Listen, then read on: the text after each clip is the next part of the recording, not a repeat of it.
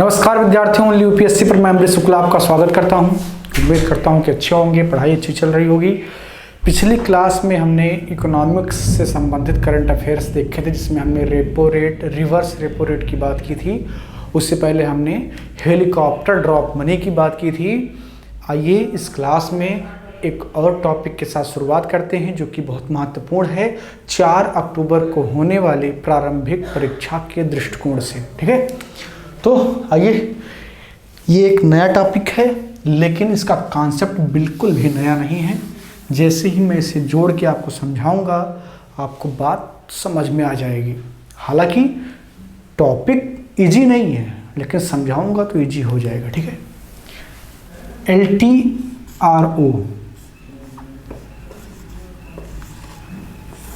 LTRO, अभी LTRO क्या है, यूपीएससी सवाल पूछ रही, तो इसका मतलब कि कंटेम्प्रेरी मुद्दा होगा, ये न्यूज में रहा होगा। बहुत सारी ऐसी चीज़ें होती हैं जिन्हें आप नहीं देखते हैं अखबारों में। ठीक है, तो LTRO जो है क्या है, इसको लेकर के हम आइए देख लेते हैं। तो मैंने आपको पिछली क्लास में पढ़ाया था रेपो रेट।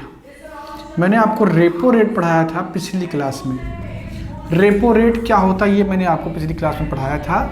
तो वहाँ पर आपने देखा था कि RBI जो है, रिजर्व बैंक ऑफ इंडिया, वो जब किसी बैंक को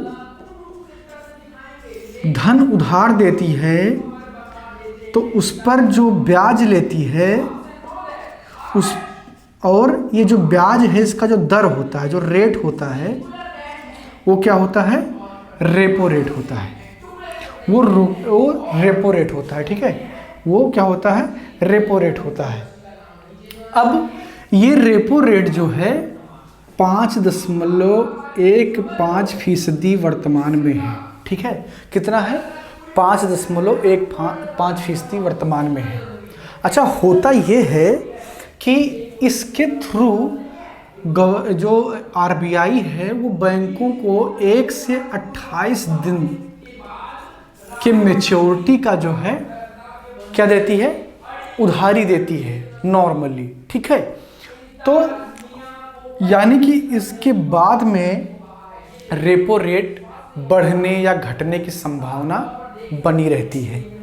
अब जो बैंक है जिसने पैसा उधार लिया है RBI से और आगे उस उधारी को अपने ग्राहकों को देने वाली है, तो वो बहुत ज़्यादा इस भय में रहती है कि ये जो रेपो रेट है, ये फ्लैक्चुएट ना हो जाए, कहीं घट ना जाए, कहीं बढ़ ना जाए। तो ये समस्याएं उनके साथ होती हैं, क्योंकि उसका प्रभाव उनके ऊपर तो पड़ता ही पड़ता है, साथ ही उनके ग्राहक का जो है बिहेवियर भी उनके प्रति बदलता रहता है। तो इसलिए ये जो रेपो रेट है, इसके बदलने पर जो बैंक हैं, यानी कि जो बैंक हैं, ये अपने दर में कटौती जल्दी करती नहीं है, यानी कि जल्दी कटौती नहीं करती है, दर में कटौती नहीं करती हैं जल्दी। ठीक है, दर में कटौती नहीं करती हैं।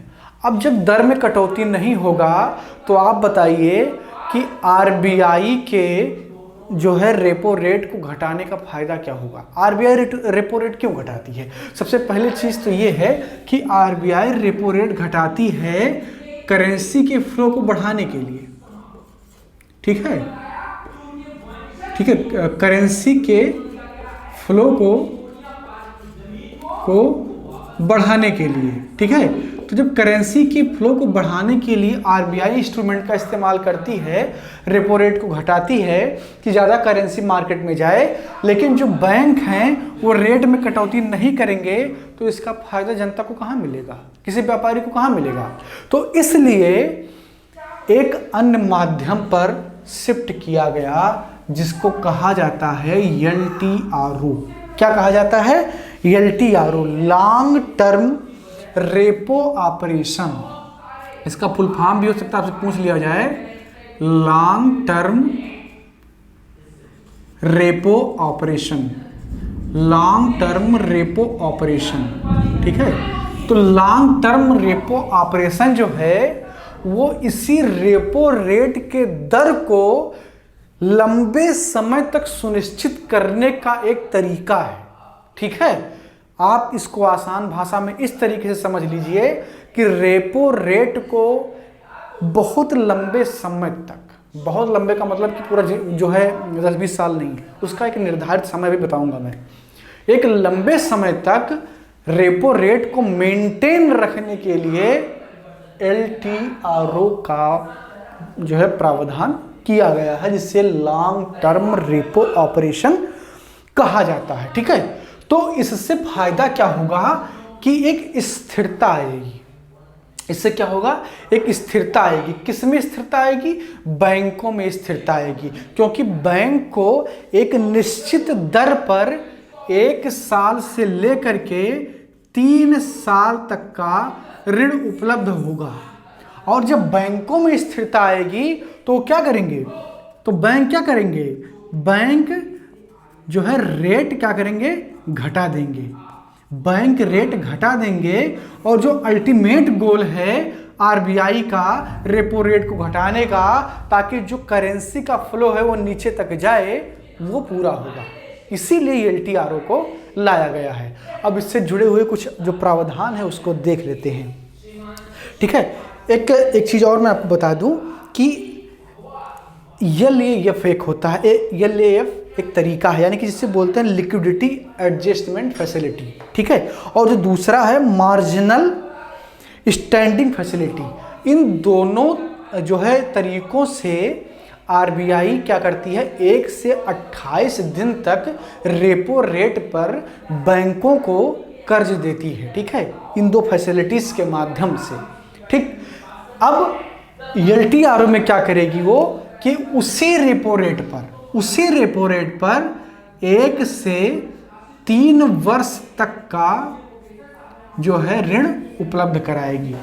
जो ड्यूरेशन 1 से 28 दिन था, अब वो 1 से 3 वर्ष हो जाएगा, 1 से 3 वर्ष हो जाएगा। ठीक है, तो अब इसका फायदा किसको मिलेगा?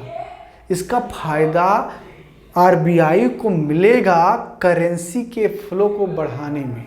RBI जब चाहेगी करेंसी का फ्लो उसको बढ़ाना है, तो वो LTRO के माध्यम से रेपो जो है, रेपो के द्वारा बैंकों को ऋण दे देगी, उपलब्ध करवा देगी। ठीक है, चलिए अब इससे संबंधित जो सवाल और बन सकते हैं, या LTRO से संबंधित जो और जो इससे चिपके हुए सवाल भी बन सकते हैं, उन पर भी चर्चा कर लेते हैं। ठीक है, तो आइए देखते हैं कि LTRO का लाभ क्या होगा। ठीक है, तो LTRO यानी कि लॉन्ग टर्म रेपो ऑपरेशन। ठीक है, तो इससे संबंधित कुछ तथ्य आप लिख लीजिए। सबसे तो पहले इसका ऑब्जेक्टिव आप लिख लीजिए, क्योंकि UPSC जरूर हो सकता है कि जब वो स्टेटमेंट लिखे तो सीधे सीधे इसका ऑब्जेक्टिव जो है वही लिख दे।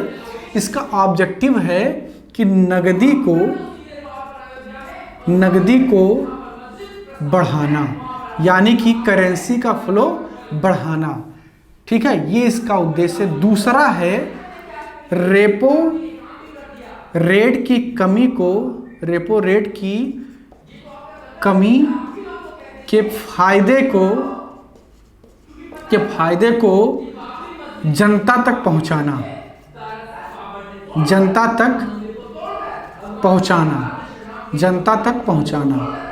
ठीक है, यानी कि जो नगदी को जो है, नगदी के फ्लो को बढ़ाना और रेपो रेट की कमी के फायदे को जनता तक पहुंचाना, ये इसका मुख्य ऑब्जेक्टिव है। ठीक है, अब ये बताइए कि इससे प्रॉब्लम भी कुछ हो सकती है क्या?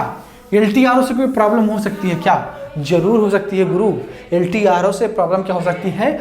चूंकि अब बैंक जो सुनिश्चित हो जाएंगे कि हम रेट नहीं बदलने वाली है, 3 साल के लिए कोई ऋण मिल गया तो धड़ल्ले से ऋण बांटेंगे कम रेट पर, और ऋण जब मार्केट में खूब जाएगा तो डिमांड क्रिएट करेगा, तो उससे क्या होगा, डिमांड बेस्ड इन्फ्लेशन बढ़ेगा।